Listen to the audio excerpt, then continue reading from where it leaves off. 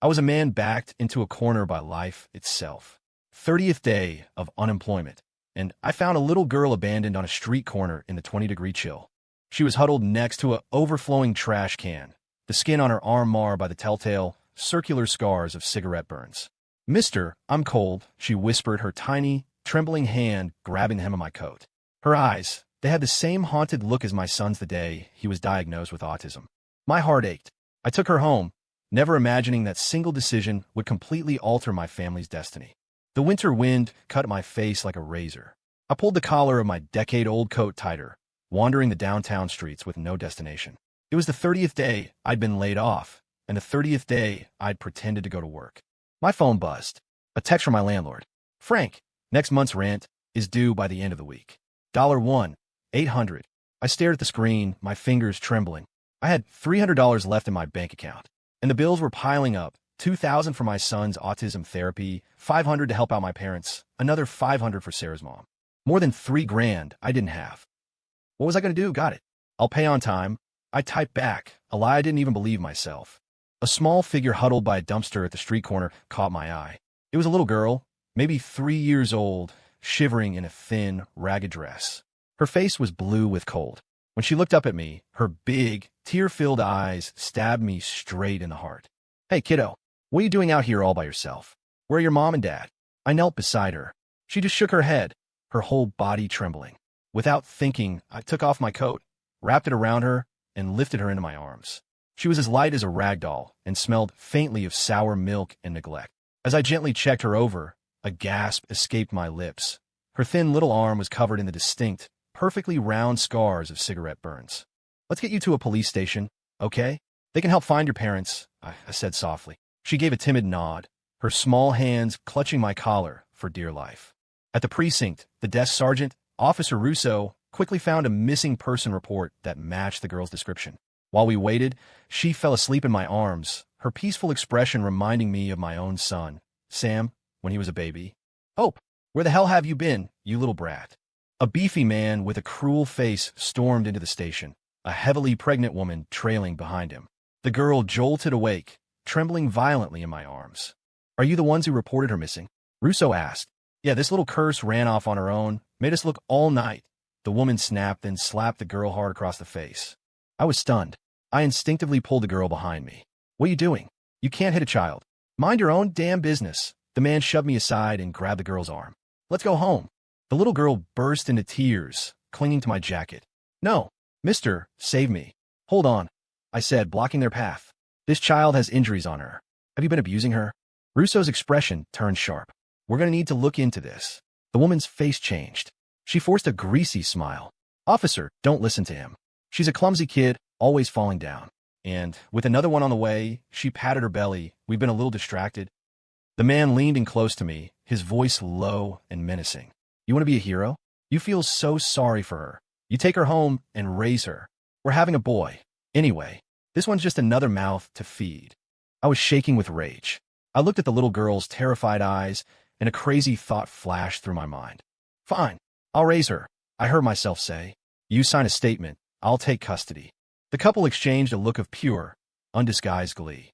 Russo tried to intervene, but they were already demanding a pen and paper. "Her name's Hope Miller. She's 3.5, healthy as a horse," the woman said quickly, as if afraid I'd change my mind. "You sign this, and she's all yours." My hand trembled as I held the pen. Logic screamed at me. I could barely support my own family. How could I possibly add another child? But then I saw the burn marks on her arm again, and I gritted my teeth and signed my name. The wind howled as I walked out of the precinct, the reality of what I'd just done crashing down on me. What would Sarah say? We couldn't even afford our own son. "Mister," the little girl tugged my hand gently, pointing to a convenience store with a lottery sign in the window. "There." I gave a bitter laugh. "Sorry, kiddo. I don't have any money for lottery tickets." She pulled a crumpled $5 bill from her pocket. "I do. Grandma gave it to me." A lump formed in my throat. I took the money. "Okay, let's go try our luck." Inside, I bought a single $5 scratch-off. I scraped off the first box. Nothing. The second. Nothing. By the time I got to the last line, my breath caught in my chest. $5,000. We won. I scooped up the little girl and spun her around. "You're my little lucky charm." The girl's eyes, for the first time, lit up. A slow smile spread across her lips. It was the first time I'd seen her smile. On the way home, I Venmo'd Sarah the $5,000. Company bonus came through. I texted, "Let's get something nice for dinner." Then I looked at the little girl in my arms and said softly, "From now on, your name is Grace. Gracie, you're our family's treasure, okay?" Gracie wrapped her arms tightly around my neck and buried her face in my shoulder. I felt a warm dampness spread across my shirt. She was crying. "It's okay now, Gracie," I whispered, patting her back, my own heart heavy with dread. "Daddy's here. No one will ever hurt you again." Would Sarah accept this? Could we really give her a home? I stood in front of our apartment door, the key in the lock, my hand frozen. The winning scratch-off in my pocket felt like a hot coal against my thigh.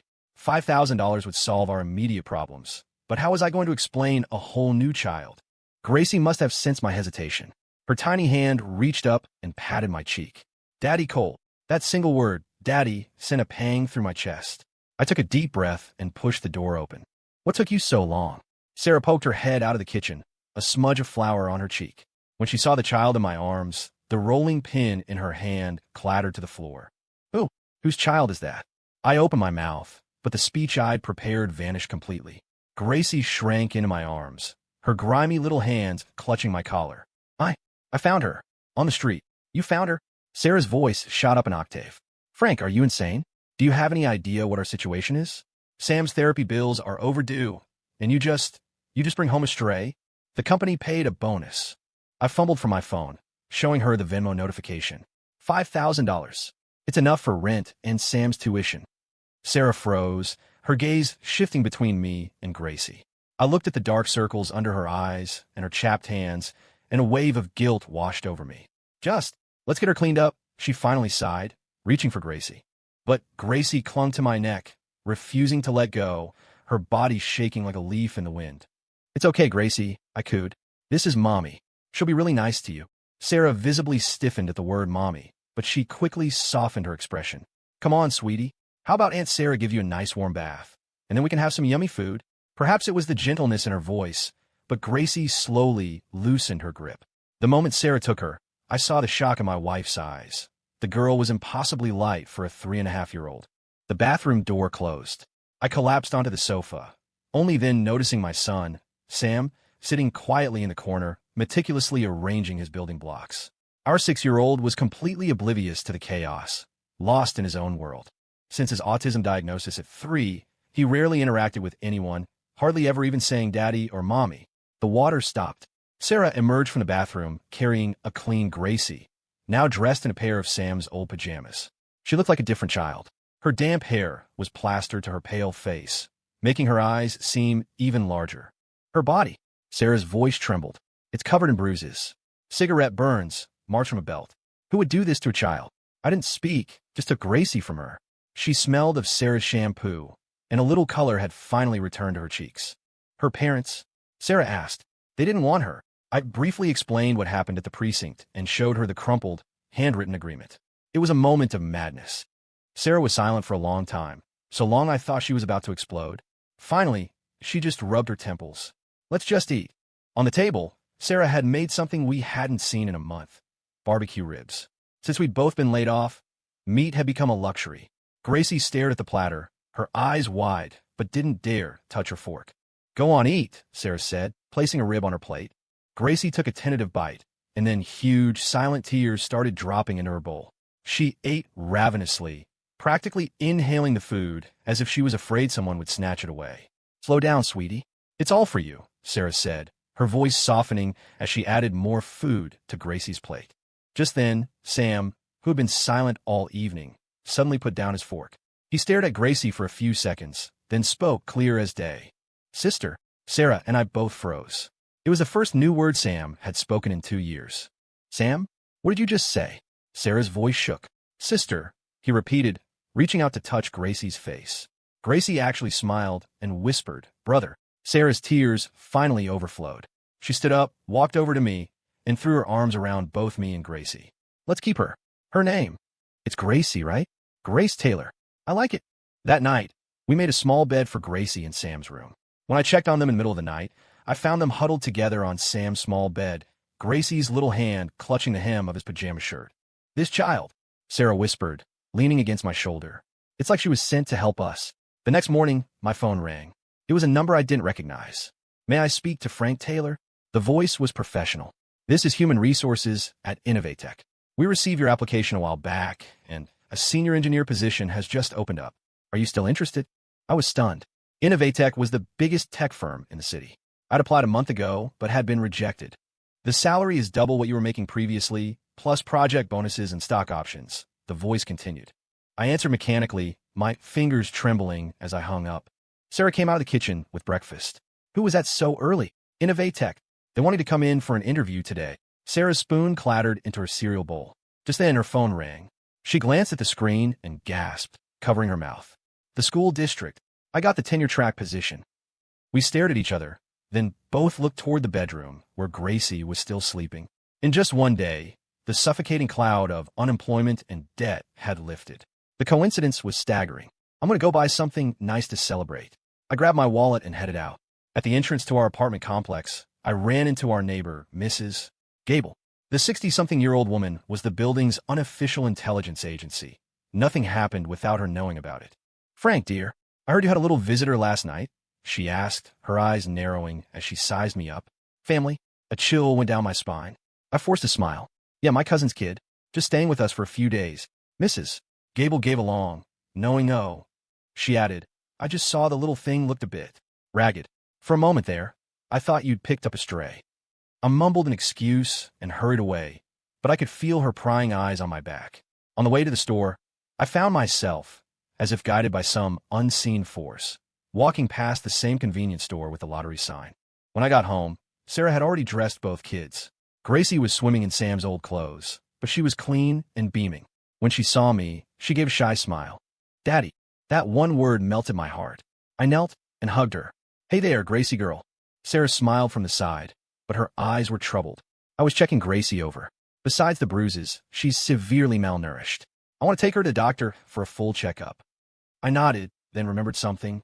Hey, how come Sam is so calm today? Usually, any disruption to his routine would send him into a tailspin, but today he was unnervingly peaceful, even holding Gracie's hand. Sarah had noticed too. Since last night, he's been following her around. It's like he's decided she's his sister. I finished her sentence. That afternoon, we took the kids to the clinic. The results were better than we'd feared. Besides the malnutrition and old injuries, Gracie was basically healthy. This kid's tough, the old doctor remarked. To go through all that at her age. You be good to her. On the way home, Gracie fell asleep on my shoulder. Sarah was pushing Sam in a stroller when she suddenly said, Frank, do you think this is fate? Sam has never been this close to anyone.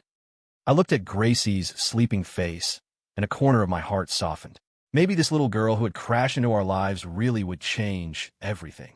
That evening, Sarah put Gracie in a new pair of pajamas that she'd just bought, pink, with little flowers, a proper girl's pajama set. Gracie touched the soft fabric, her eyes shining like stars. Do you like it? Sarah asked gently. Gracie nodded vigorously, then did something that stunned us both. She stood on her tiptoes and planted a kiss on Sarah's cheek. Thank you, Mommy. Sarah's tears came instantly. She hugged Gracie tightly. Oh, sweetie, from now on, you're Mommy's baby. I stood in the doorway, watching the heartwarming scene, feeling both warm and anxious. Fate had given us an unexpected gift, but I had a nagging feeling that this gift came with a price we hadn't yet seen. Outside, under the streetlight, Mrs. Gable's silhouette flickered past our window and was gone. The glass facade of the Innovatech tower gleamed in the sunlight. I stood at the entrance, adjusting the knot on my new tie. A week into the job, and it all still felt like a dream. Morning, Frank. The receptionist greeted me warmly. Mr. Roberts said to send you straight to his office when you arrive. My stomach tightened. Roberts was the VP of engineering, my direct boss. He'd been impressed with my project history during the interview. But a week in, I hadn't produced anything tangible yet. As the elevator ascended, my phone buzzed. It was a picture from Sarah, Gracie, and Sam, sitting side by side in a preschool classroom, both of them smiling brightly. Sam was actually willing to go to school. I never would have thought it possible. Frank, good timing. Roberts looked up from a pile of documents. That oceanic conglomerate project, the client specifically requested you to lead it. I was floored. Me? But I just started. They saw the system architecture from your previous work. They were very impressed. Roberts handed me a contract. This is a huge deal. Do us proud. Oh, and by the way, effective today, your salary is getting a 20% bump. I practically floated out of his office. A 20% raise on top of the already doubled salary? That put my income at more than twice what it was before I got laid off. In the break room, I snuck a call to Sarah. Sarah, they gave me a raise. I whispered, unable to contain my excitement. And they made me a project lead. I heard Sarah gasp on the other end, followed by the sound of her crying with joy. That's wonderful. Frank, I have good news too. The principal assigned me to the advanced placement class. The pay is even better than I expected. After hanging up, I stood at the floor-to-ceiling window, looking out over the city, a profound sense of disbelief washing over me. A month ago, I was desperate. Now, Sarah and I both had promising careers. It all started that cold evening I found Gracie. Your coffee, Frank. My assistant, a young guy named Kevin, handed me a steaming latte. Thanks, but I don't remember ordering. Mr. Roberts' orders. Said you like a latte with 2 sugars. Kevin smiled. The company really values you. I took the coffee. The sweetness on my tongue was mixed with a faint taste of unease. It was all happening too easily. It didn't feel real. When I got home that evening, the smell of a home-cooked meal filled the hallway. I opened the door to see Sarah in the kitchen, Gracie and Sam sitting at the dining table, drawing. The table was laden with pork chops, steamed fish, and roasted vegetables, a feast by our recent standards. Daddy! Gracie leaped from her chair and ran into my arms. She was wearing a pink dress, her hair in 2 little pigtails. She was a world away from the child I'd first met. Sam looked up too, the corner of his mouth twitching upwards, his version of a happy smile. I knelt and hugged both of them. How was your day? I asked Gracie. The teacher praised me, she said excitedly. I recited a whole poem, and the whole class clapped. Then she pointed at Sam, and brother drew a picture of me and him. I looked at the drawing in front of Sam. On it were 2 wobbly stick figures holding hands. My eyes suddenly felt hot. It was the first time Sam had ever drawn people. Before, it was only meaningless lines. Sarah came out of the kitchen with a bowl of soup, a smile she couldn't hide on her face. Sam played with another kid at school today, and he said, "Thank you." After dinner, the 4 of us went for a walk around the block. Gracie skipped ahead, and for once, Sam didn't resist going outside, quietly holding my hand. Sarah linked her arm through mine, telling me about her day at school. Sarah, a voice called out from behind us. It was Mrs. Davis, a teacher from Sarah's school who lived in our complex. The principal asked me to tell you, you've been selected to represent the school at the district's teaching competition next Monday. Sarah's eyes widened. Me? But I'm brand new. He said he was impressed by your innovative lesson plans, Mrs. Davis said with a smile, her gaze landing on Gracie. Is this the little girl you adopted? She's adorable. Gracie hid shyly behind my legs. Mrs. Davis knelt and pulled a lollipop from her purse. Here you go, sweetie. On the way home, Sarah was lost in thought. Frank, have you noticed? Ever since Gracie came, it's just been one good thing after another. I nodded, that same unease creeping back. Fate doesn't hand out favors for free. I worried there was a price we hadn't yet seen. Over the weekend, we went to the courthouse to start the formal adoption process. Officer Russo, who we'd called for advice, looked over the paperwork, his brow furrowed. Frank, he said, lowering his voice, this kid's birth parents. They're not good people. You sure you want to go through with this? I nodded firmly. Gracie is part of our family now. Russo sighed and handed me a stack of forms. Fill these out, get a home study done, and then wait for the judge's approval. He paused. Someone's been asking around about the kid. You guys be careful.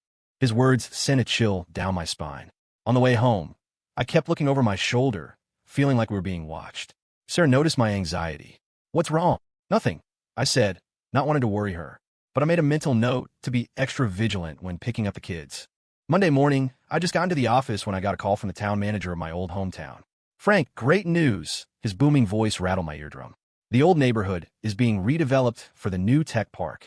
Your family's old house and land are part of the eminent domain buyout. The compensation is at least $500,000. I almost dropped my phone. $500,000? That would pay off all our debts and let us buy a new house. When do we get the money? My voice trembled. If the paperwork moves fast, next month, the manager said. You'll need to come back and sign some papers. After hanging up, I immediately texted Sarah. She replied with a string of exclamation points, then said she had big news to tell me that night. When I got home, Sarah had cooked another feast. Gracie and Sam were dressed in new clothes, like we were celebrating something. What's the special occasion? I asked with a smile. Sarah pulled me to a seat, her face flushed. Frank, I'm pregnant. The fork fell from my hand. Pregnant? We already had Sam and Gracie, and now another. The doctor said I'm 6 weeks along, Sarah said, biting her lip. It happened right around the time Gracie came to us. My mind went blank. The buyout money, Sarah's pregnancy, our careers taking off. All within a month of Gracie's arrival. It was too much of coincidence. It was scary. You're not happy? Sarah's eyes clouded with worry. Of course I'm happy. I quickly took her hand. It's all happening so fast. The buyout, the baby, my promotion. Sarah relaxed and smiled. Maybe Gracie really is our little lucky star. After dinner, we took the kids to a nearby park. Gracie and Sam were playing on the jungle gym while Sarah and I watched from a bench. Frank, look! Sarah suddenly pointed. Hasn't that man been watching us? I followed her gaze. A disheveled man was standing in the shadows of a tree, staring intently at Gracie. My blood ran cold. It was her birth father, Daryl. Get the kids and go home, I said in a low voice. Now. Sarah immediately understood, her face turning white. She hurried to the playground, scooped up Gracie, and took Sam's hand, walking quickly toward home. I followed close behind, my eyes scanning our surroundings. Back in our apartment with the door locked, I finally let out a breath. Sarah held Gracie, her voice trembling. Was that them? Gracie's? I nodded. The man, yes. I didn't see the woman. Gracie seemed to sense something was wrong, burying her face in Sarah's shoulder. Mommy, I'm scared. It's okay, baby, Sarah whispered, stroking her back. Mommy and Daddy will protect you. That night, we double-checked all the locks. Before bed, I got a call from Officer Russo. Frank, I did some digging, he said, his voice grim. That couple has been asking for your address. It seems they're in trouble. The son they just had was born with a birth defect. Needs a lot of money for medical care. My heart sank. They want Gracie back. I think it's more than that. Russo sighed. They've been telling everyone that Gracie is some kind of lucky charm, that whoever raises her gets rich. Now that they know you've had a sudden turnaround, I'm afraid. After the call, I smoked a cigarette on the balcony. The night wind couldn't blow away the dread in my heart. Gracie had brought us good fortune, but she had also attracted a storm of greed. When I went back inside, Sarah had put the kids to bed. She leaned against me and asked softly, "What are we going to do?" "Starting tomorrow, I'll handle school drop-offs and pickups," I said, holding her tight. "And don't tell anyone about the pregnancy. The fewer people who know, the better." Sarah nodded, then managed a small smile. It's strange, you know. Sam never used to let anyone touch his toys, but today he shared them with Gracie. His therapist said his progress is a miracle. I looked at the two sleeping children. Sam's little hand was clutching Gracie's pajama shirt, as if afraid she would disappear. The boy who had been locked in his own world now had someone he wanted to protect. "Sarah, no matter what happens, we have to protect Gracie," I whispered. "She's our daughter now." Sarah leaned into my arms, our fingers intertwined. Outside, the moon hung high in the sky, casting a cold silver light. We didn't know what tomorrow would bring.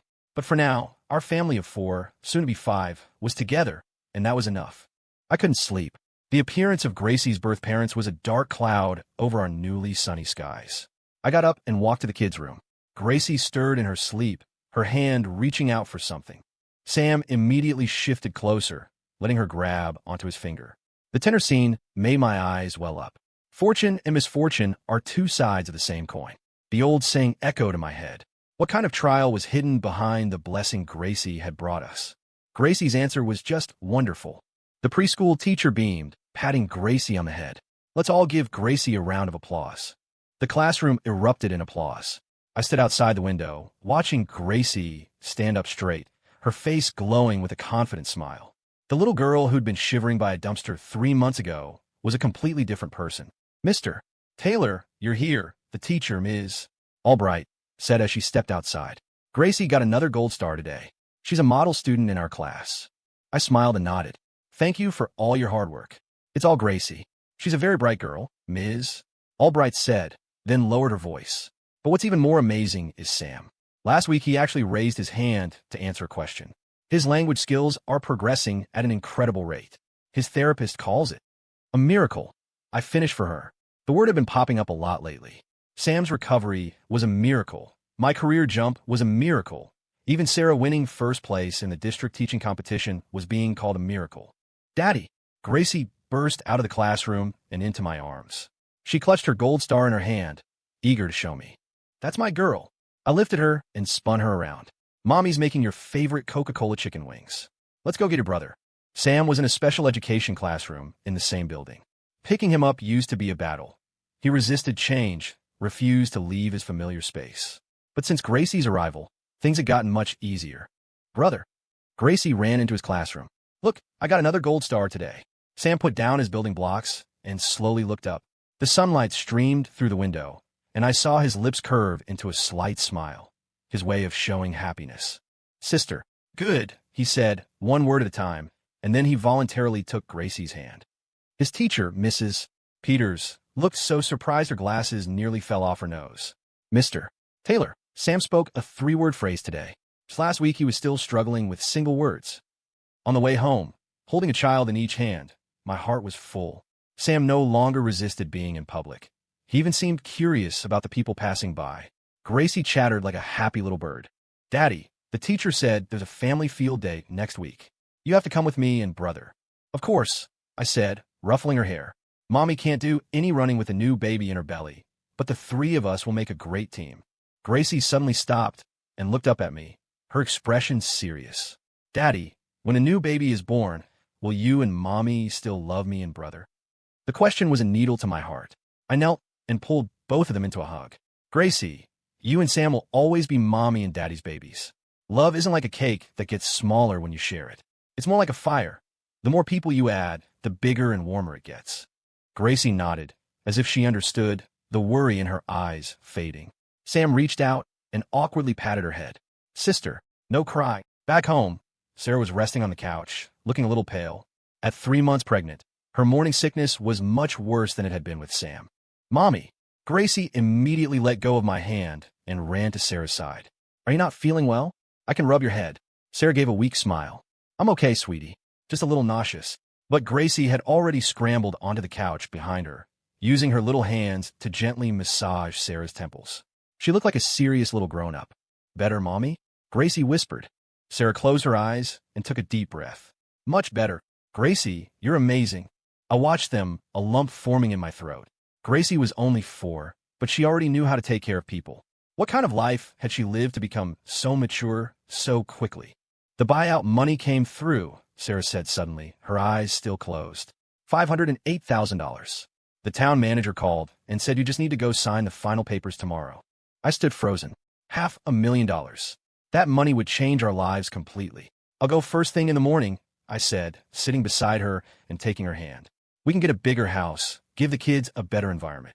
Sarah opened her eyes, her gaze sweeping over our small living room. "We definitely need to. Once the baby comes, this place will be too crowded." After dinner, we celebrated with a rare bottle of wine. Sarah had juice, of course. With the kids asleep, we sat on the balcony, enjoying the quiet. "Frank," Sarah began hesitantly, "don't you think all of this is a little too perfect?" I knew what she meant. The days of unemployment and debt felt like yesterday. Yet here we were with stable, high-paying jobs, $500,000 on the way, a recovering son, and a new baby coming. It was all too good to be true. "Maybe." I sipped my wine. "This is what people call a lucky break." Sarah looked towards a bedroom. "It's Gracie. She brought it." I didn't answer. My rational mind told me it was all a series of coincidences. But deep down, I was starting to believe that Gracie did possess some kind of special luck. The next morning, I drove out to my old hometown. The paperwork was straightforward, and the money was wired to my account. On the way back, I stopped at a few new housing developments. This one's a 4-bedroom, 2-bath, great light, and the community has a bilingual preschool and is zoned for a top-rated elementary school, the sales agent said enthusiastically. "And there's a 5% discount if you buy this month." I stood at the model home's large window, imagining the kids running and playing here. Sunlight filled every room. No dark corners, no smell of dampness. This was what a home should feel like. "I'll take it," I said, pulling out my bank card. On the drive back, the radio announced the winning lottery numbers. I was suddenly reminded of that evening that changed everything, when Gracie had insisted I buy that scratch-off ticket. The $5,000 had been a lifeline, but what had truly changed our fate was the unexplainable good fortune that followed her. It was evening when I got home. As I stepped out of the elevator, I heard shouting from inside our apartment. My heart sank, and I rushed to the door. "What gives you the right to barge into my home?" It was Sarah's voice, sharp with anger. "Shut up. We're here to get our daughter back," a man's rough voice yelled. I threw the door open. The scene inside made my blood boil.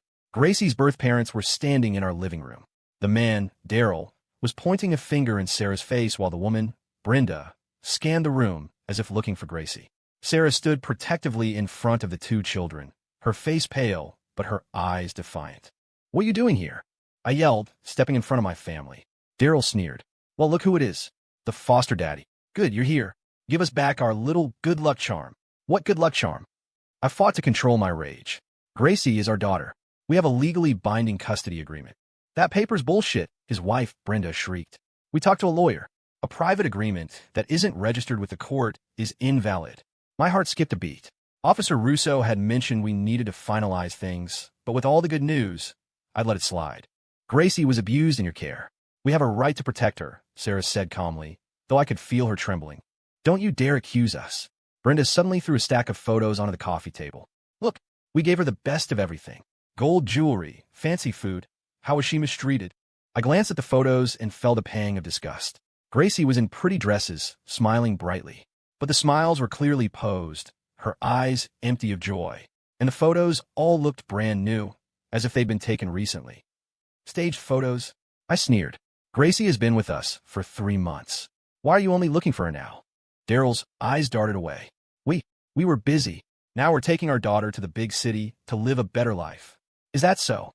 Sarah cut in. "Or is it because your newborn son needs a massive amount of money for surgery?" That hit a nerve. Brenda's face contorted with rage as she lunged at Sarah. "You bitch! You're cursing my son."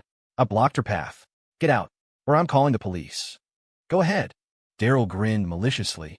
"The cops can come and see who's right. We're her biological parents." Just then, Gracie, who had been hiding behind Sarah, ran out, her face red with anger. "I'm not going with you.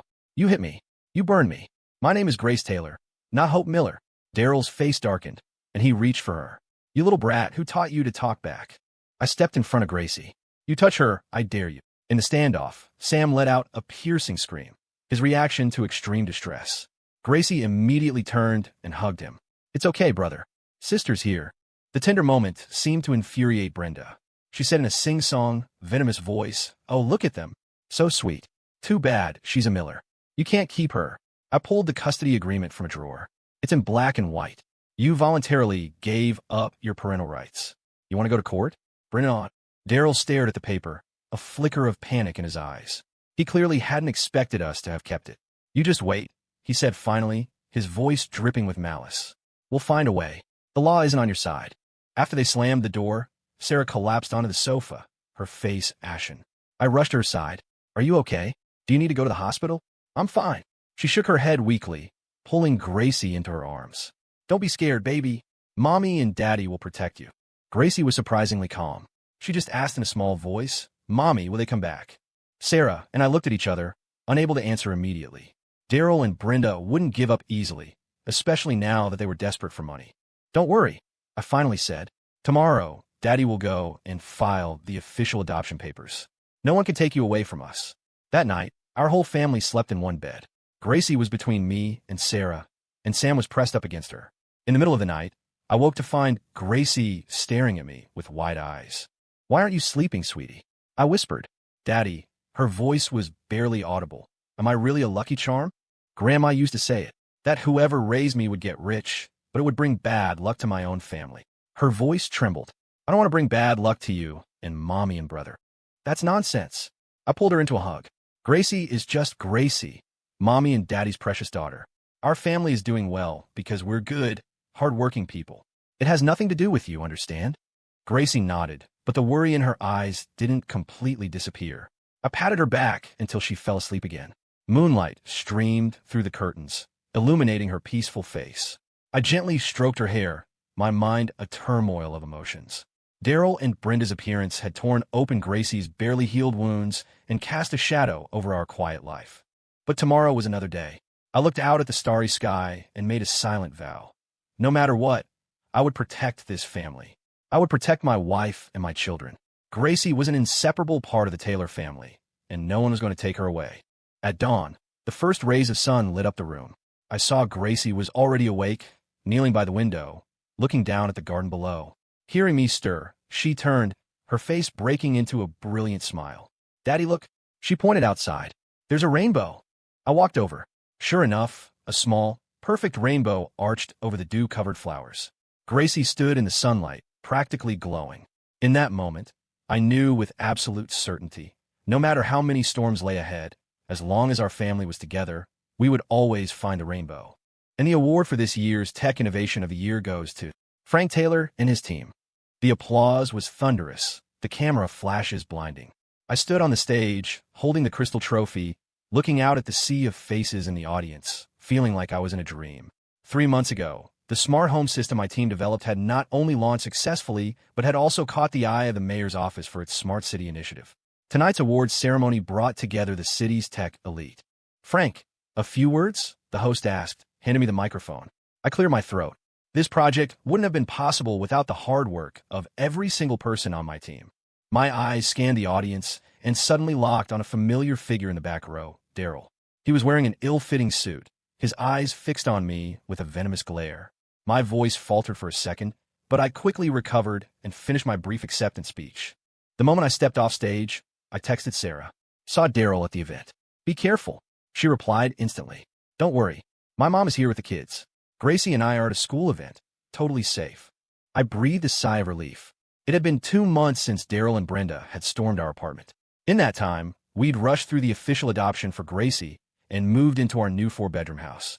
I'd hoped that was the end of it, but they were like ghosts that wouldn't be exorcised. Frank, congratulations. My boss, Mr. Roberts, walked over with a glass of champagne. The CEO of Oceanic is raving about you. He wants you for their next big project, too. I managed a weak smile. Thanks for the opportunity, Mr. Roberts. By the way, he lowered his voice. The board has decided to promote you to Director of Engineering. It'll be announced next week. Your salary will double again, plus you'll get a significant stock package. The news momentarily overshadowed the anxiety Daryl's presence had caused. Director of Engineering. It was the pinnacle of my career. A year ago, I was on the brink of losing everything, and now, outside the venue, the early summer sun felt warm on my face. I took a deep breath and decided to head to the school to pick up Sarah and Gracie. It was Gracie's kindergarten talent show, and Sarah had taken the afternoon off to be there. The school was decorated with balloons and streamers. When I entered the auditorium, the show was already underway. A group of kids was on stage dancing, and I spotted Gracie immediately. She was in a pink tutu in the front row, her movements more graceful and precise than anyone else's. Sarah sat in the audience, cradling our newborn daughter, Belle, in her arms. I slipped into the seat beside her. When did you get here? She whispered. Did you win? I nodded, showing her the trophy. And I got promoted. Director. Salary doubled. Sarah's eyes lit up, and she leaned over to kiss me. That's amazing. I have good news, too. I was just named District Teacher of the Year. We grinned at each other. For the past 6 months, it had been one piece of good news after another. Sometimes I was afraid I'd wake up and find it was all a dream. On stage, Gracie's dance ended. She curtsied perfectly, her eyes scanning the crowd. When she saw me, her face brightened and she waved enthusiastically. Amid the applause, the host announced, "Our next performance is a poetry reading of My Home by Grace Taylor." Gracie stood alone in the center of the stage, the spotlight making her little face shine. My home has a daddy, a mommy, a brother, and a sister. Her clear, childish voice filled the auditorium. My daddy is so smart, my mommy is so gentle, my brother protects me, and I take care of my sister. My eyes started to burn. Gracie must have written the poem herself. It was simple, but so full of genuine emotion. I saw other parents in the audience dabbing their eyes. I love my home, because everyone here loves me. Gracie's voice cracked for a moment, but then she continued, her tone firm. I'm not Hope. I'm Grace Taylor, the Taylor family's treasure. That line was a dagger. She was declaring her identity, sending a message to Daryl and Brenda, who could have been lurking anywhere. After the show, Gracie ran off the stage and into my arms. Daddy, did you see me? I saw you, sweetie. You were fantastic. I lifted her and spun her around. Daddy is so proud of you. Sarah came over, and the 4 of us hugged in a corner of the auditorium, a small, warm world of our own. On the drive home, Gracie held her baby sister, Belle, humming a little song to her.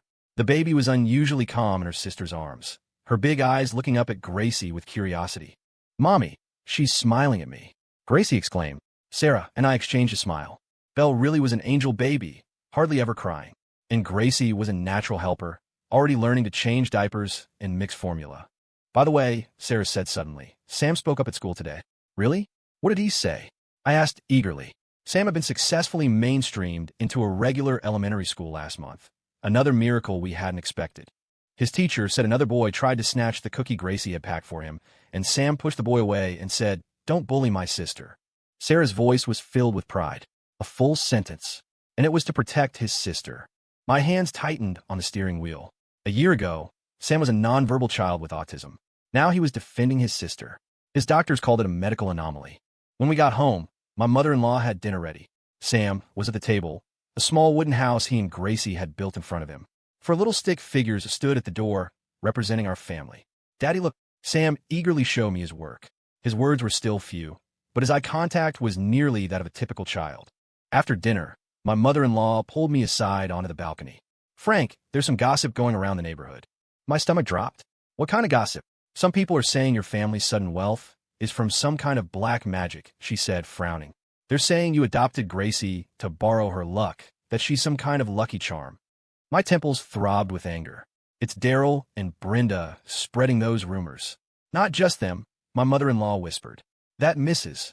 Gable has been telling everyone that Gracie has a shady past, that there's something fishy about your sudden good fortune." "Mrs. Gable? The gossip queen?" I remembered seeing her lurking around our building lately, always trying to talk to Gracie. "Mom, please be extra careful with the kids," I said seriously, "especially when you're picking them up from school." She nodded. "Don't you worry. By the way, what are the plans for Belle's christening?" "Just something simple," I said, looking into the living room of my happy family. "Just close family and friends." That night, I tossed and turned, unable to sleep. Sarah was asleep, holding our newborn daughter. I quietly got up and stood in the doorway of the kids' room. Gracie and Sam were in their own little beds, moonlight filtering through the curtains and landing on Gracie's peaceful face. I tiptoed in and tucked her in.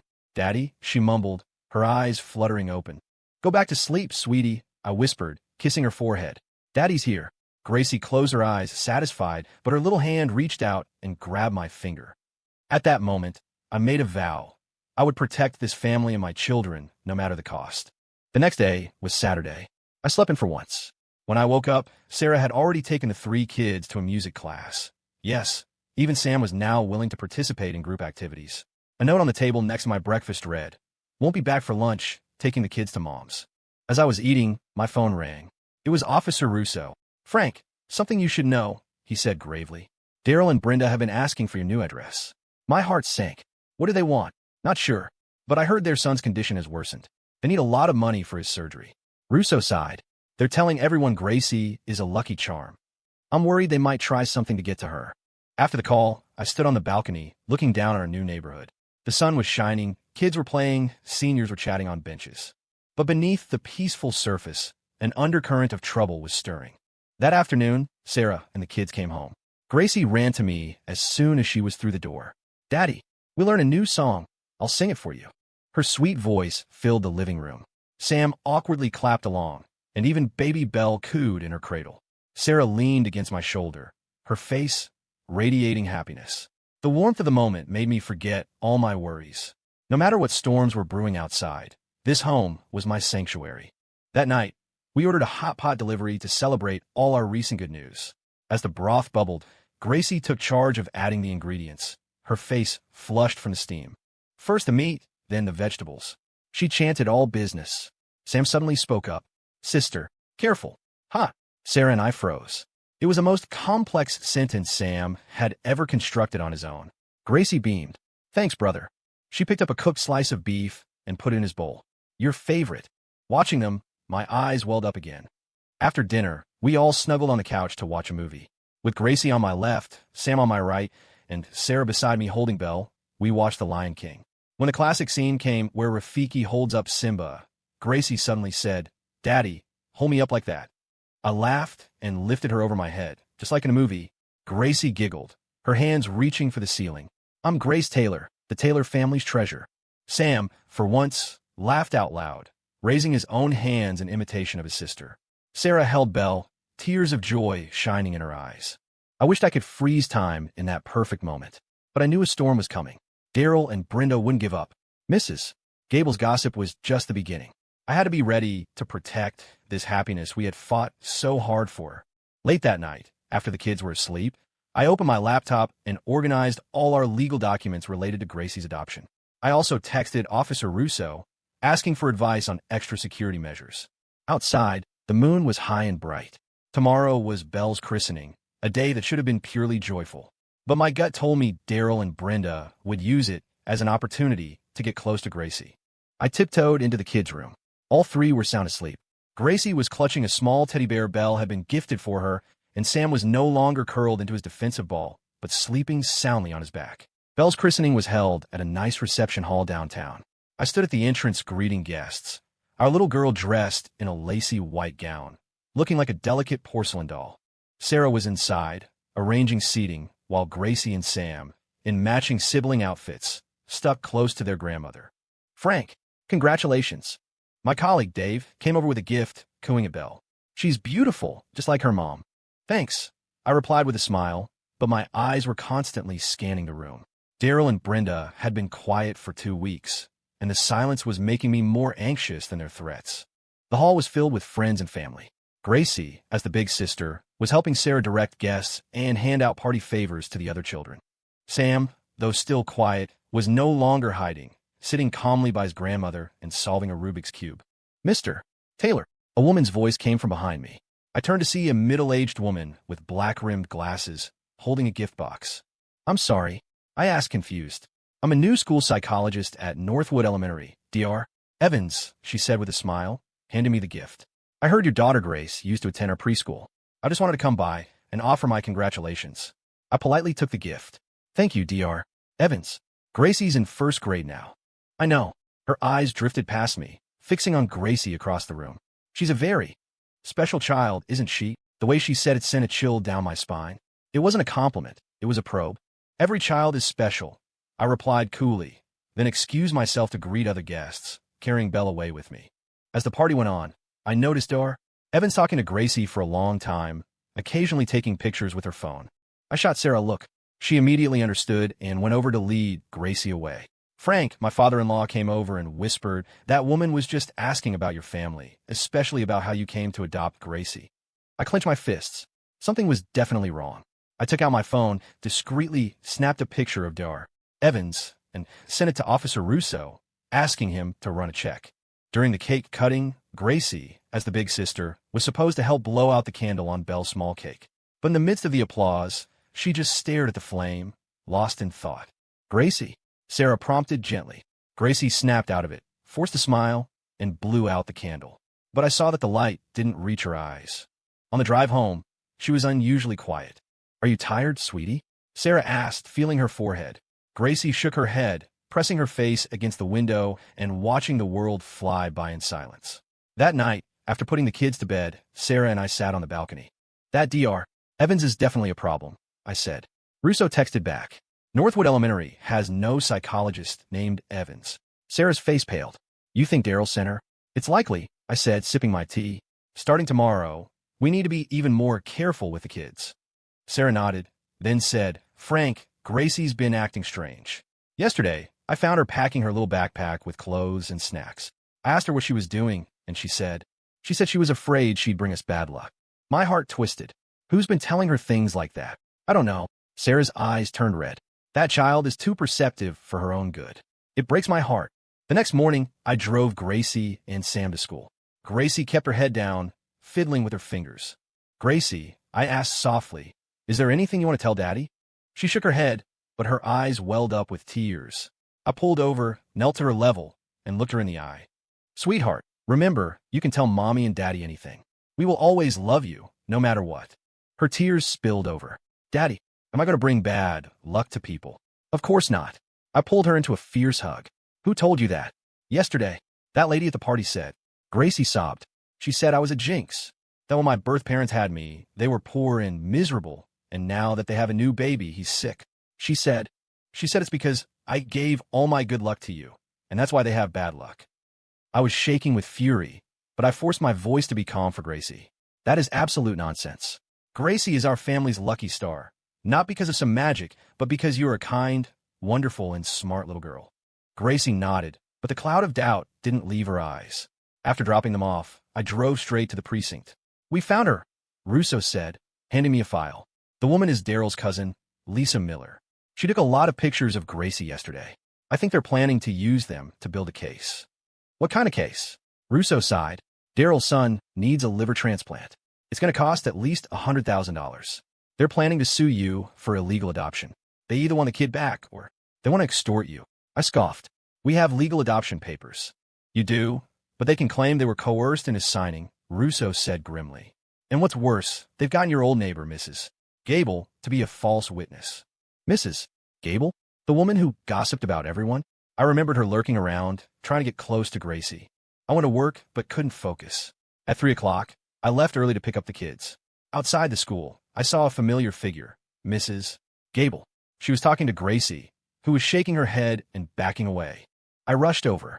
Gracie, I called out. She saw me and immediately ran to hide behind my legs. Mrs. Gable put on a sickly sweet smile. Oh, Frank, picking up the kids so early? I was just telling Gracie how cute she is. Mrs. Gable, I said, my voice ice cold, please stay away from my children. At home, Gracie wouldn't let go of my hand. Sarah saw her distress and asked gently, What's wrong, sweetie? Gracie burst into tears. Mommy, Mrs. Gable said. She said if I don't go back to my birth parents, they'll die. She said the baby's sickness is all my fault. Sarah's face went white with rage. She pulled Gracie into a hug. Don't listen to her. That's not true. After calming Gracie down, Sarah and I spoke in hushed tones in the kitchen. This is psychological warfare. I gritted out. They're trying to scare Gracie to get what they want. Sarah wiped her eyes. She's been having nightmares. Last night she was talking in her sleep, saying, Don't take me back. I clenched my fists so hard my nails dug into my palms. This wasn't just harassment anymore.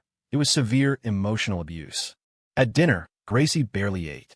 Even Sam noticed his sister's mood and put his favorite piece of chicken on her plate. Sister, eat, he said, his voice clumsy but full of care. Gracie managed a weak smile and took a small bite, but the sparkle in her eyes was gone. That night, I sat on her bed and gently stroked her hair. Gracie, tell Daddy what's on your mind.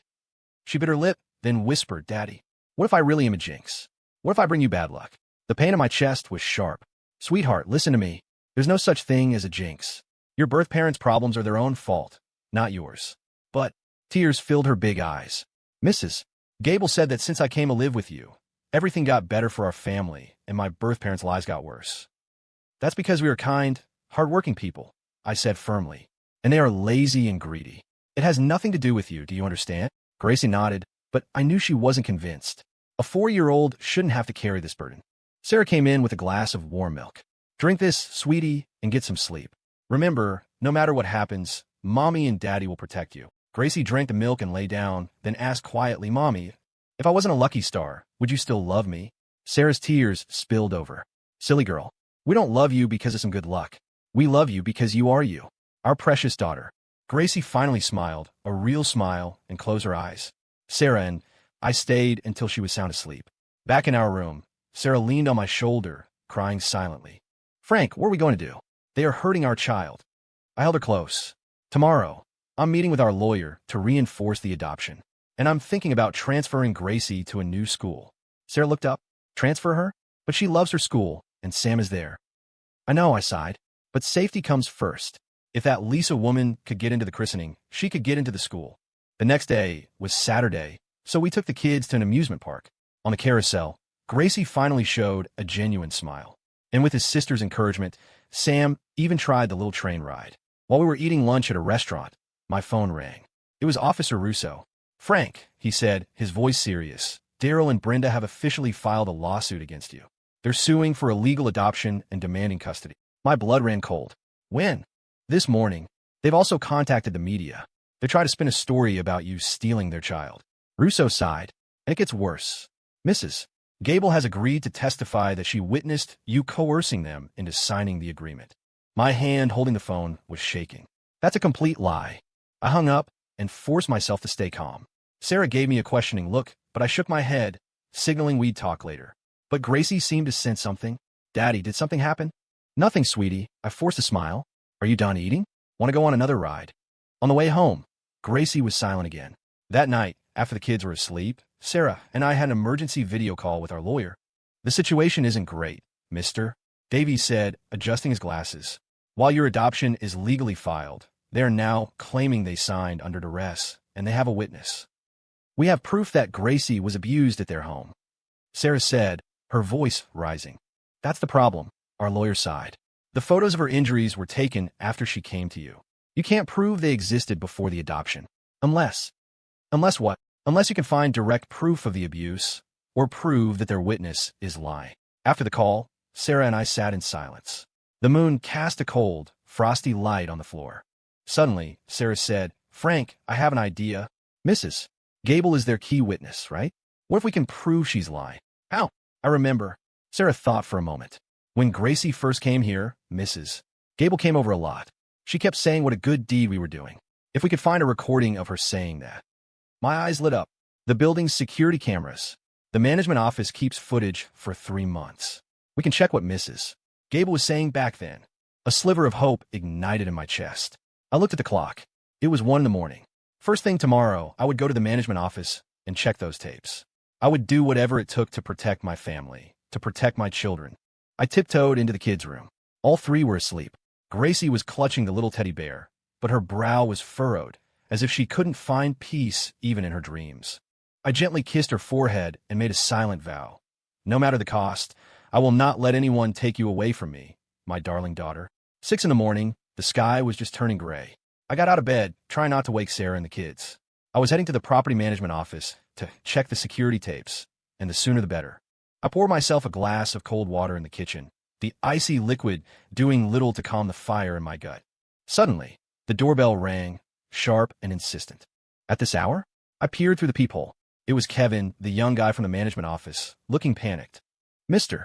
Taylor, trouble," he whispered as soon as I opened the door. "There are some people making a scene in the lobby, looking for you. They don't look friendly. The manager sent me to warn you." My heart seized. What kind of people? A man and a woman. The guy's built like a thug, the woman's pregnant, and they've got a couple of goons with them. Before he could finish, the elevator dinged. We both turned. The doors opened, and Daryl stormed out, Brenda, and 2 menacing-looking men right behind him. One of them was holding a video camera. "That's him, the kidnapper who stole my daughter," Daryl bellowed, pointing at me. I tried to slam the door, but one of the men wedged his foot in the opening. "What are you doing?" "This is breaking and entering." I shoved against the door, but the man was too strong. They forced their way in. "Hope, Mommy's here to take you home," Brenda shrieked. The commotion woke Sarah. She ran out of the bedroom in her pajamas, her face turning white at the sight of them. "Get all on camera," Daryl ordered the man with the camera. "This is the proof. They're holding my daughter against her will." Amid the chaos, I heard Gracie crying from the kids' room. Daryl's eyes lit up, and he charged in that direction. Sarah and I both lunged to stop him, but were grabbed and held back by the 2 goons. "Let go of me. That's my daughter," I roared, struggling against their grip. Sarah was sobbing, screaming Gracie's name. Daryl kicked open the door to the kids' room. We heard Gracie's terrified screams and Sam's guttural roar, a sound he only made when he was furious or terrified. "Get off me, you little freak." Daryl's curse was followed by a sickening thud. Sam, Sarah, with a strength I didn't know she had, broke free and ran for the room. I took the opportunity to throw off the man holding me and followed. The room was a wreck. Sam was on the floor, a gash on his forehead. Gracie was tucked under Daryl's arm, crying hysterically. Baby Belle was wailing from her crib. "Put her down." Sarah launched herself at Daryl, but was shoved against the wall. I helped Sarah up, shielding her with my body. "Daryl, this is kidnapping. We have a legal adoption." "Legal my ass," Brenda screamed. "You forced us to sign that paper." Mrs. Gable saw the whole thing. As if on cue, Mrs. Gable appeared in the doorway, a look of faux concern on her face. "Oh, Frank, dear, I told you, you should have just given the child back to her real parents." "You." I was shaking with rage. "You know exactly how they treated her." Mrs. Gable's eyes flickered. "I don't know anything. I just saw you forcing them to sign some papers." Just then, Sam staggered to his feet, ran at Daryl, and bit down hard on his leg. Daryl yelled in pain and raised his hand to hit Sam, but I dove in front of my son. In the confusion, the cameraman shouted, "I got it. They let their disturbed son attack people. Child endangerment." Sarah tried to grab Gracie, but Brenda blocked her. Gracie reached for Sarah, crying, "Mommy, Mommy." That sound was a knife in my heart. I pulled out my phone to dial 911, but Daryl was unfazed. "Go ahead. The cops can come and see who's right." 5 minutes later, the wail of sirens grew closer. 2 officers walked in. The lead officer was Russo. He took in the scene, his brow furrowed. "Officer, they kidnapped my daughter," I said, grabbing his arm like a lifeline. "Bullshit," Daryl shot back. "They illegally adopted my daughter. We have proof." Mrs. Gable saw everything. Russo looked from me to Daryl, then said grimly, "Everyone down to the station." At the precinct, we were questioned separately. Russo quietly told me that while we had the adoption papers, Daryl and Brenda's claim of coercion, backed by Mrs. Gable's false testimony, made our case weak. And Russo lowered his voice. They went to the media, framing this as public figures in child kidnapping scandal. There's a lot of pressure from above. Public figures? I asked, confused. Sarah's a teacher. You're a tech director. It's a narrative they can sell. Russo sighed. 2 hours later, another officer came in. Mr. Taylor, based on the current evidence, there appear to be procedural issues with your adoption. According to child protective laws, the child will be temporarily returned to the custody of her biological parents. You can pursue this through the legal system. It felt like I'd been struck by lightning. What? You're giving Gracie to them? What about the burns? Didn't you see the scars on her arm? Those injuries cannot be proven to have occurred prior to the adoption, the officer said flatly. If you have concrete evidence, you can present it in court. The sunlight was blinding as I walked out of the station. Sarah leaned on me, sobbing silently, holding a traumatized Sam. Baby Belle was asleep in my mother-in-law's arms, tear tracks still on her cheeks. Gracie.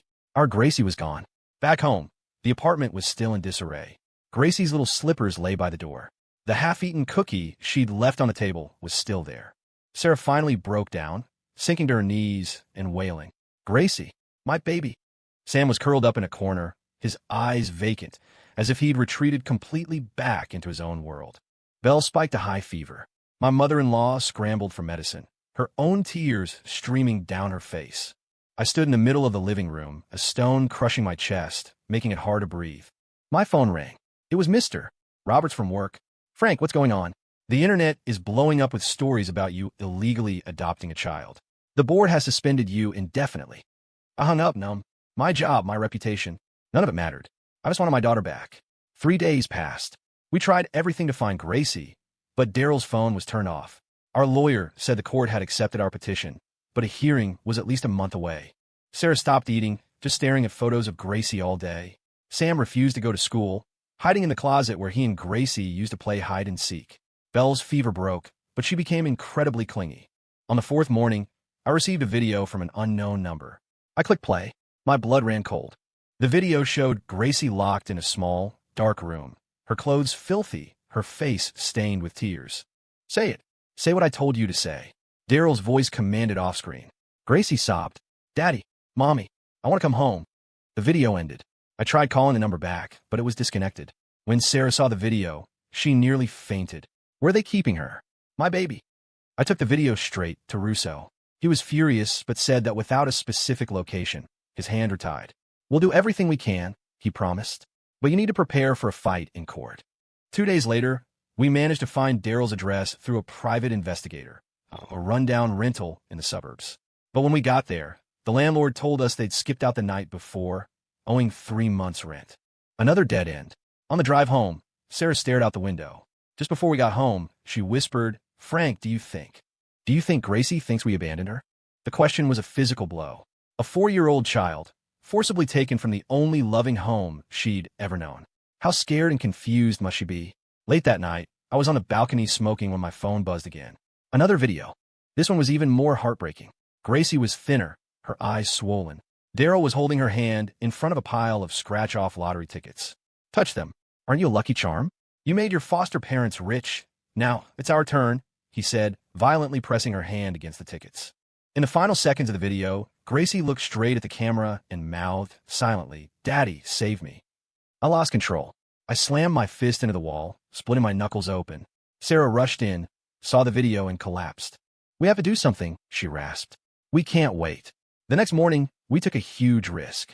Based on clues from the video's background, the silhouette of a building, a blurry street sign, we narrowed our search to an old industrial neighborhood on the east side of the city.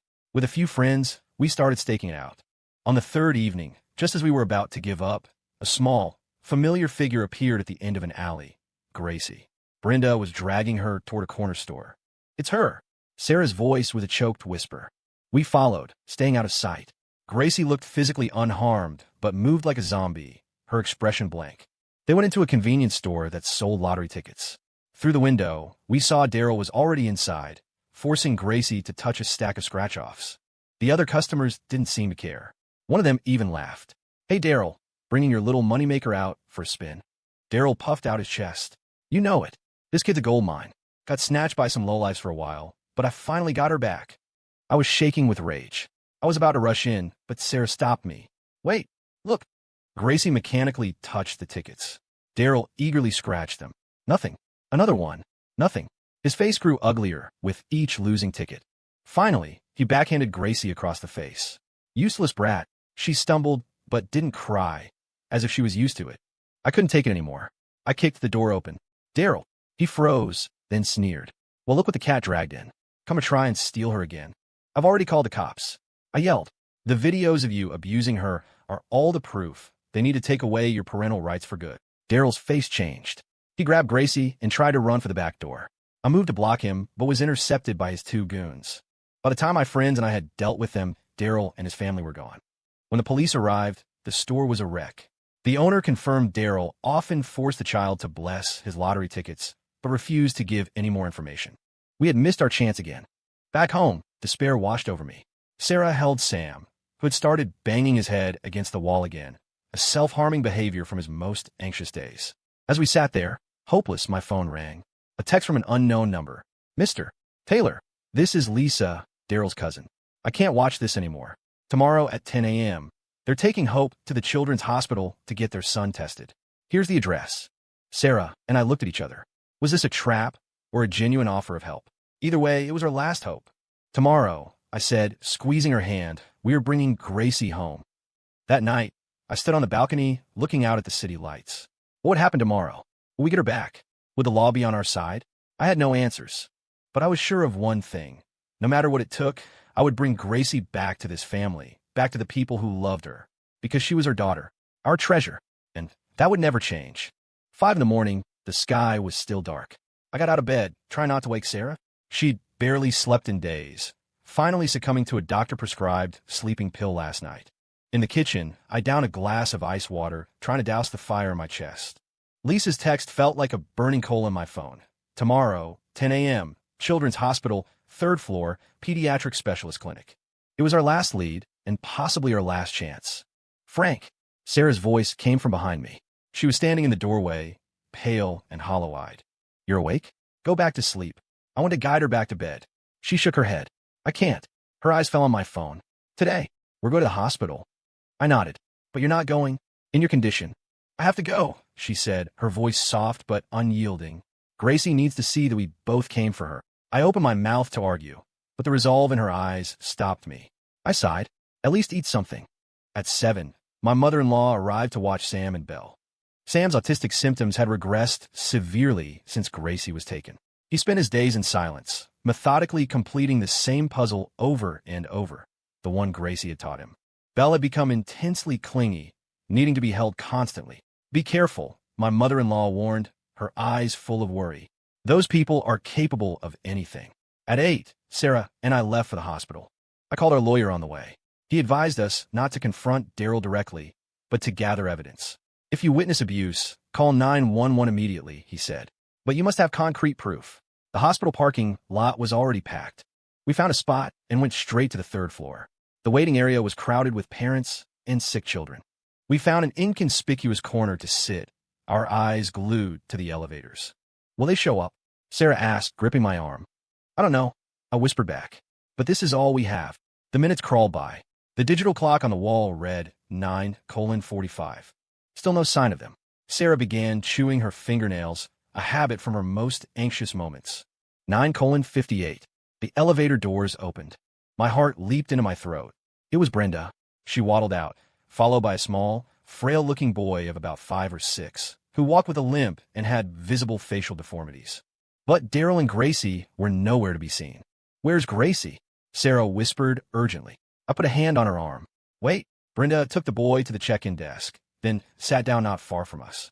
The boy was coughing incessantly, his face ashen. 10:15. Still just Brenda and her son.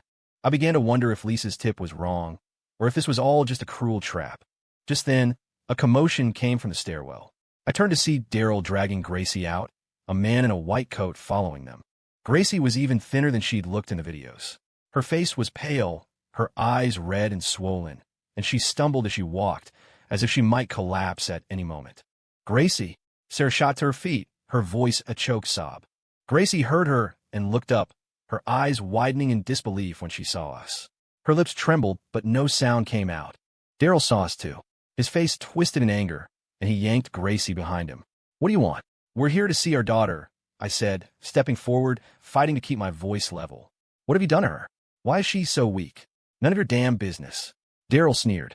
She's my daughter now. I'll do whatever I want with her.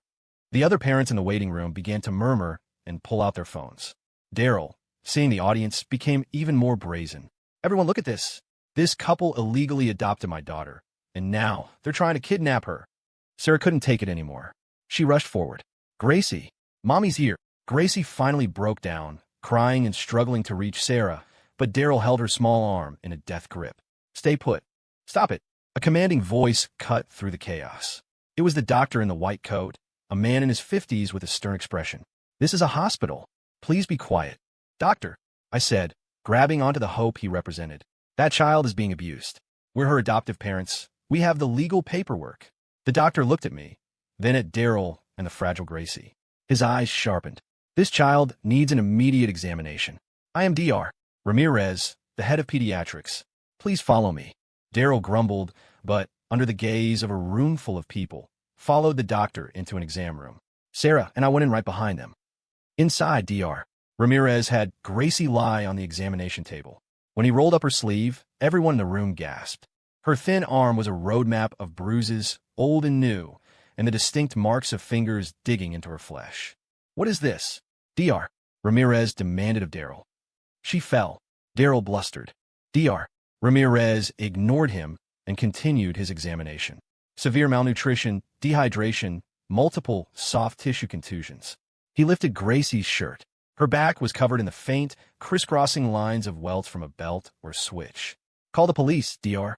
Ramirez said to a nurse. He turned to Gracie. Sweetheart, how many days has it been since you've eaten? Gracie's voice was a whisper. 3 days. I only drank water.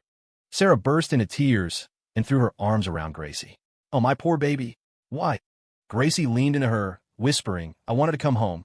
I wanted my mommy and daddy. They wouldn't let me. Seeing this, Daryl lunged forward to grab Gracie. Stop your acting. We're going home. Dr. Ramirez and I both blocked his path. Just then, the door opened and 2 police officers walked in. What's going on here? Officer. Daryl was the first to speak. They're trying to kidnap my daughter. But Dr. Ramirez stepped forward. I'm the one who called. This child has multiple signs of abuse and has been refusing food, leading to severe malnutrition. I suspect she has been a victim of long-term abuse. The officers examined Gracie's injuries, their expressions hardening. Everyone is coming down to the station to give a statement. The child needs to be admitted to the hospital immediately. Daryl panicked. Wait, I'm her biological father. I have rights. Until this investigation is complete, the child is under the hospital's care, the officer said, his tone final. Brenda suddenly rushed in, pulling her sick son with her. Officer, our son is very ill. We need hope. We need our daughter to donate bone marrow. The room fell silent. So that was it. They needed Gracie back to save their other child. Dr. Ramirez examined the boy, his brow furrowed. This child does need a transplant, but the donor must be in good health. In this girl's current state. We can wait, Brenda said desperately. We can wait for her to get better, and then... That's enough. I roared. What do you think she is? A piece of medical equipment. The police took all of us to the station. During my questioning, Russo pulled me aside. Frank, you have a real chance this time. The hospital's medical evaluation is powerful evidence. But the adoption papers... I was still worried. Dr. Ramirez already contacted social services and verified your adoption records, Russo said. While there might have been a few procedural shortcuts, considering the child's well-being in your care, the court is very likely to side with you. The questioning lasted all afternoon. Sarah stayed at the hospital with Gracie the entire time. When I was done, I rushed back. In the hospital room, Gracie was on a 4-drip, a little color returning to her cheeks. Sarah sat by her bed, holding her hand. When Gracie saw me, her eyes lit up. Daddy! The sound brought tears to my eyes. I walked over and gently hugged her. I'm sorry, sweetie. Daddy was late. She shook her head, her small hand clutching my shirt. I knew you and Mommy would come. For me. It turned out Gracie had deliberately gone on a hunger strike to force Daryl to take her to a hospital where she knew she could get help. This little girl, not even 5 years old, had such cunning and courage. That evening, we got news from a precinct. Daryl was being held on child abuse charges. Brenda was released pending trial due to her pregnancy. Gracie was officially placed under hospital guardianship until the court's ruling. And there's a bonus, Russo said over the phone. One of Daryl's old business partners saw the news and came forward to report him for fraud. Turns out your guy is a career con artist. That night, Sarah and I took turns watching over Gracie. After her condition stabilized, Dr. Ramirez spoke with us. Her physical recovery will take time, he said, but the psychological trauma will require long-term therapy. He handed me a file. This is her medical record from when she was 3. She was treated here for similar injuries. The attending physician remembers the case clearly. I opened the file. My heart clenched. 2 years ago, Gracie had been admitted for a fractured rib and severe burns. At the time, Daryl and Brenda had claimed she fell into a pot of boiling water. This record proves a pattern of long-term abuse, Dr. Ramirez said. I will testify to that in court tomorrow. Back in the room, Gracie was asleep. Sarah was slumped in a chair, exhausted but refusing to leave. Go get some rest. I urged her. I'll stay. She shook her head. I'm afraid if I close my eyes, she'll be gone again. I understood her fear. The past few weeks had been a living hell for all of us. Late that night, I looked at Gracie's peaceful sleeping face and thought about the scared, wary child who had first come into our lives. She was weak now, but the determination in her eyes was stronger than ever. My phone buzzed. It was a text from my mother-in-law. Sam said 2 words today, sister. He keeps pointing at the door. I think he's waiting for Gracie to come home. I texted back. Tell him his sister is coming home very soon. I looked out the window. The city lights glittered, as if the nightmare of the past few weeks had never happened. But I knew some wounds would take a long time to heal. Not just Gracie's, but Sam's, Sarah's, and my own. The first ray of sunlight streamed into the room.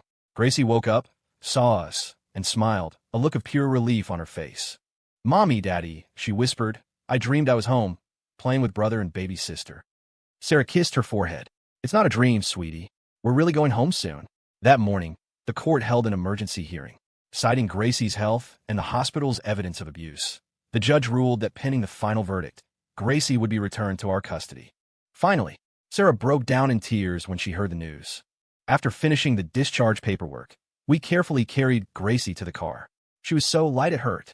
She pressed her face to the window, drinking in the familiar sight of our city. Home, she whispered. Yes, home. Back to the home where her brother and sister were waiting. Back to the home that, while imperfect, was filled with love. As we pulled into our neighborhood, Gracie's eyes lit up.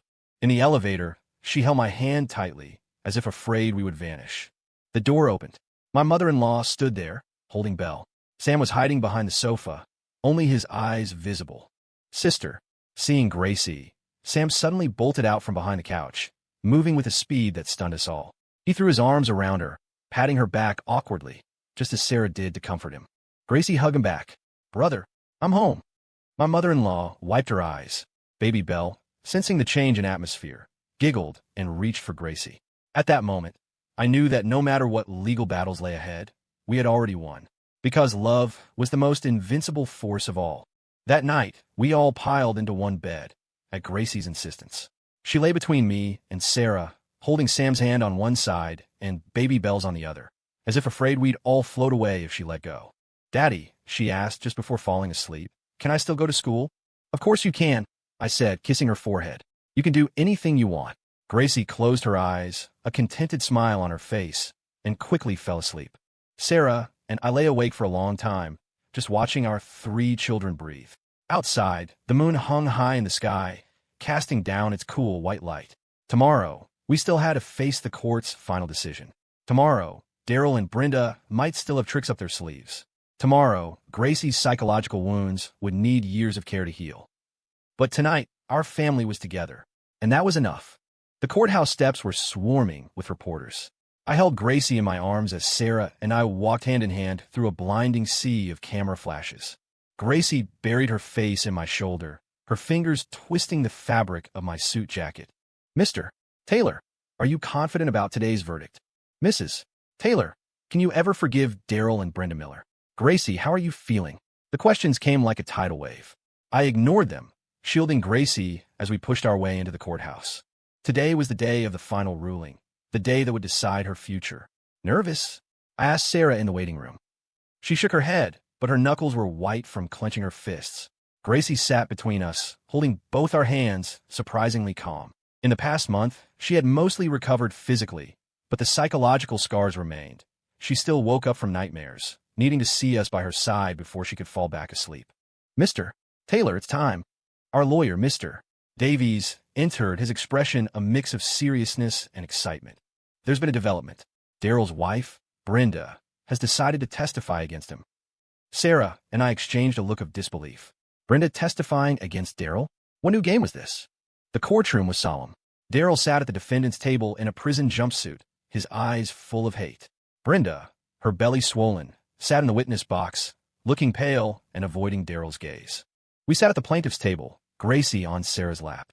The trial began. The prosecutor presented the evidence.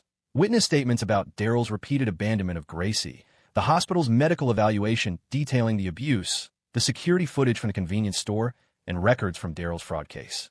Based on this evidence, the prosecutor concluded the plaintiffs, Frank and Sarah Taylor, are fully capable of providing a stable and loving home for the child. The defendant, Daryl Miller, has a long history of child abuse and other criminal activities. We asked the court to award full custody to the Taylors. Daryl's lawyer tried to argue that the injuries occurred after the adoption, but the judge immediately shut him down, citing the hospital records that prove the abuse was long-term. The court calls Brenda Miller to the stand, the judge announced. Brenda walked unsteadily to the witness stand. Mrs. Miller, the prosecutor began, can you tell the court if the child, formerly known as Hope Miller, was ever subjected to abuse in your home? Brenda bit her lip, then spoke, her voice barely a whisper.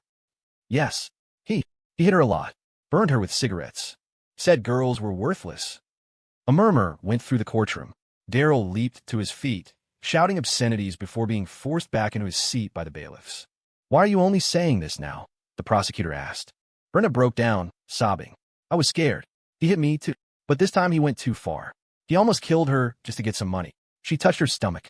If anything happens to this one, I don't want to live anymore. It turned out Brenda was pregnant with another girl. After finding out, Daryl had become even more abusive. Desperate for money for their son's medical bills, he had blamed everything on Gracie stealing his luck and had taken out on her. I'm testifying, Brenda choked out, because the Taylors are good to Gracie. They're 100 times better than we ever were. She's safe with them. I know she is. Daryl continued to curse from the defendant's table until the judge threatened him with contempt of court. After a short recess, the judge delivered the verdict.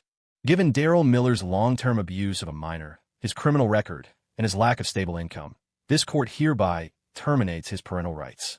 The adoption by Frank and Sarah Taylor is ruled legal and valid. Full and permanent custody of the minor, Grace Taylor, is awarded to Frank and Sarah Taylor. Sarah cried out, pulling Gracie into a tight hug. My own eyes burned as I gave the judge a deep, grateful bow. Gracie didn't fully understand, but seeing us so happy, she started to smile. As Daryl was led away, he shot us a final, hateful glare. This isn't over. You'll pay for this. But his threats were empty. Between the fraud and child abuse charges, he was facing at least 10 years in prison. Brenda, for her cooperation, received a suspended sentence. Outside, the sun was painfully bright. The reporters swarmed us again, but this time I stopped. Thank you all for your concern, I said, my voice clear. Today, justice was served. More importantly, our daughter has been given the bright future she deserves. We will spend the rest of our lives helping her heal with all the love we have. Mr. Taylor, a female reporter asked, you've been called America's kindest dad. What do you want to say to the public? I looked down at Gracie, who was now curiously playing with my tie. I'm not especially kind. Any decent human being would have done the same thing. Gracie is our daughter. That will never change. On the way home, Gracie fell asleep in the car. Sarah gently stroked her hair and said suddenly, Frank, I want to write a book. A book? Yes. About our story. Her eyes were shining. Maybe it could help other children like Gracie and other families like ours. I took her hand.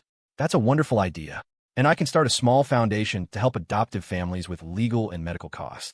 Sarah smiled, the first truly relaxed smile I'd seen on her face in months. When we got home, my mother-in-law had prepared a celebratory feast. Sam saw us and ran over, taking Gracie's hand. Sister, home. In the past 2 months, his language had exploded. His therapist said his autism was now in remission. Baby Belle, toddling in her walker, babbled happily and reached for Gracie. Gracie, the little big sister, gently patted Belle's back and hummed a tuneless lullaby. Watching them, I understood that happiness isn't a journey without storms, but a gift that is all the more precious because of them.